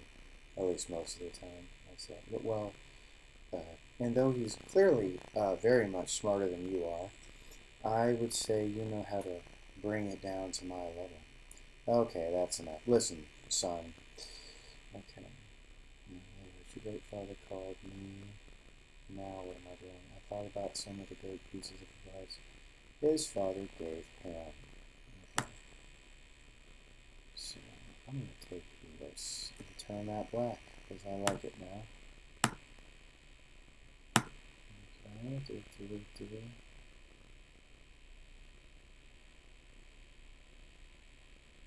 All that down to the red text. I think I'll go ahead and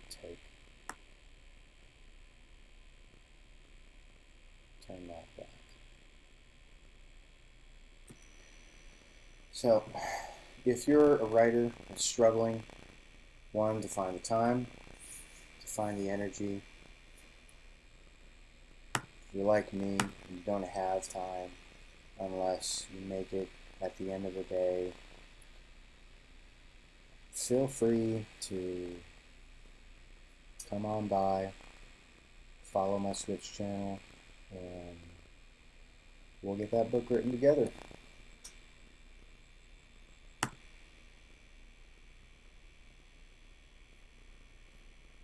I'm going to call it quits now, and hope to see you again. I'm going to see if it's a good idea to do this maybe 6 days a week, just a couple hours at night, and hope to see you back here tomorrow night. We'll see.